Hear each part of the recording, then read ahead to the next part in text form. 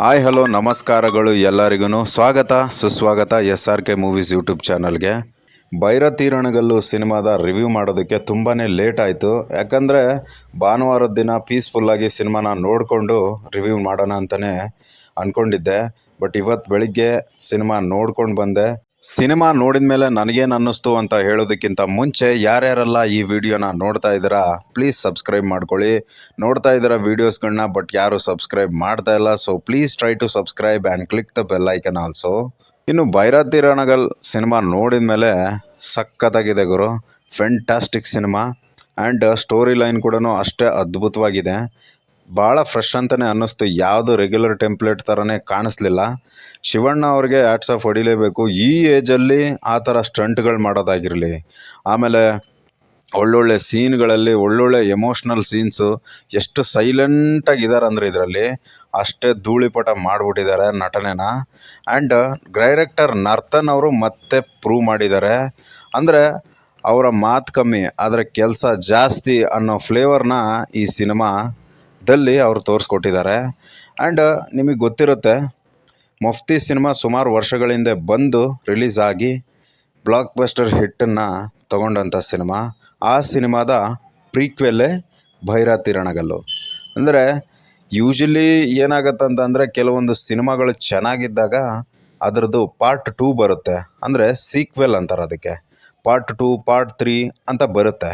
But ಇದು reverse case. For the first time Kannada ಇಂಡಸ್ಟ್ರಿನಲ್ಲಿ prequel ಅನ್ನೋ ಸಿನಿಮಾ ಬರ್ತಾ ಇರೋದು.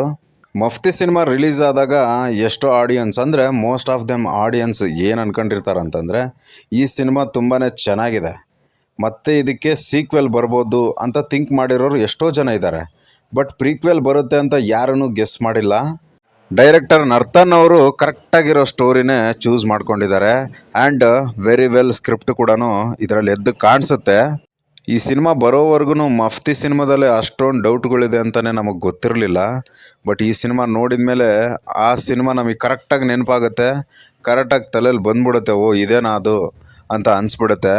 ಅಂದರೆ ಆ ಬ್ಲ್ಯಾಕ್ ಕಲರ್ ಶರ್ಟ್ ಯಾಕೆ ಬಂತು, ಆ ಪಂಚೆ ಯಾಕೆ ಬಂತು, ಆ ಚೇರ್ ಹೆಂಗೆ ಯಾಕೆ ತೊಗೊಂಡು ಬರ್ತಾರೆ, ಹೆಲಿಕಾಪ್ಟ್ರಲ್ಲಿ ಹೆಂಗೆ ಬಂದರು, ಅಷ್ಟೆಲ್ಲ ಹೆಂಗೆ ಆ ಸಾಮ್ರಾಜ್ಯನ ಹೆಂಗೆ ಕ್ರಿಯೇಟ್ ಮಾಡಿದ್ರು.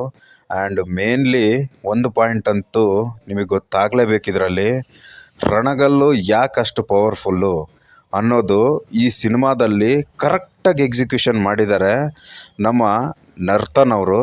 ಜಾಸ್ತಿ ಓವರಾಗೂ ತೋರ್ಸೋಕೆ ಹೋಗಿಲ್ಲ, ಅದನ್ನು ಎಷ್ಟು ಬೇಕೋ ಅಷ್ಟು ಮಾತ್ರನೇ ತೋರಿಸಿದ್ದಾರೆ. ಬಟ್ ಕರೆಕ್ಟಾಗಿ ತೋರಿಸಿದ್ದಾರೆ. ಒಂದು ನೀರಿನ ಸಮಸ್ಯೆ ಅನ್ನೋ ಪಾಯಿಂಟನ್ನ ಇಟ್ಕೊಂಡು ಇಷ್ಟು ಅದ್ಭುತವಾಗಿ ಪ್ರೆಸೆಂಟ್ ಮಾಡಿರೋದು ನರ್ತನ್ ಅವರು ಗ್ರೇಟ್ ಅಂತಲೇ ಹೇಳ್ಬೋದು. ಇನ್ನು ಎಷ್ಟೋ ಜನ ತಲೆಯಲ್ಲಿ ಹುಳ ಹೋಗಿದೆ. ಟ್ರೈಲರ್ ಬಂದಾಗ ಶಿವಣ್ಣ ಅವ್ರ ಗೆಟಪ್ ಏನಪ್ಪ, ಲಾಯರು ಹೆಂಗಿದು ಅಂತ ಸ್ವಲ್ಪ ಹುಚ್ಚಿಡ್ದಿರುತ್ತೆ. ಬಟ್ ಅವ್ರು ಯಾಕೆ ಲಾಯರ್ ಆದರು ಅನ್ನೋದನ್ನು ಕೂಡ 100% ಕರೆಕ್ಟಾಗಿ ತೋರಿಸಿದ್ದಾರೆ ಅಂತಲೇ ಹೇಳ್ಬೋದು. ಇನ್ನು ಶಿವಣ್ಣ ಅವರ ರೈಟ್ ಹ್ಯಾಂಡು ಲೆಫ್ಟ್ ಹ್ಯಾಂಡ್ ಆದಂತಹ ಶಬರಿ ಹಾಗೂ ಸಿಂಗ ಅನ್ನೋ ಕ್ಯಾರೆಕ್ಟರ್ನ ಪ್ರಾಮುಖ್ಯತೆ ಎಷ್ಟಿದೆ, ಅವರು ಕೂಡ ಹೆಂಗೆ ಬಂದರು ಅನ್ನೋದನ್ನು ಕರೆಕ್ಟಾಗೆ ತೋರಿಸಿದ್ದಾರೆ. ಅದು ಕೂಡ ತುಂಬ ಇಷ್ಟ ಆಗುತ್ತೆ ಎಲ್ಲರಿಗೂ. ಮ್ಯೂಸಿಕ್ ಅಂತೂ ಬೆಂಕಿ. ರವಿ ಬಸ್ರವ್ರವ್ರ ಬಗ್ಗೆ ಹೇಳೋದೇ ಬೇಕಾಗಿಲ್ಲ ಗುರು. ಎಸ್ಪೆಷಲಿ ಇಂಟರ್ವೆಲ್ ಬ್ಲಾಗು ಮೈ ಜುಮ್ ಅನ್ನುತ್ತೆ. ಒಳ್ಳೆ ಬೂಸ್ ಬಂಪ್ ಸೀನು.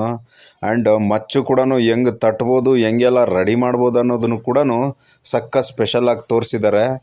ಬೆಂಕಿ ಸಿನಿಮಾ ಓವರಾಲು ನನಗಂತೂ ಇಷ್ಟ ಆಯಿತು. ನಿಮಗೇನು ಅನಿಸುತ್ತೆ ಕಾಮೆಂಟ್ ಮಾಡಿ ತಿಳಿಸೋದನ್ನು ಮರಿಬೇಡಿ ಅಂತ ಹೇಳ್ತಾ ಸಿಗೋಣ ನೆಕ್ಸ್ಟ್ ವಿಡಿಯೋದಲ್ಲಿ. Thank you, bye, good night.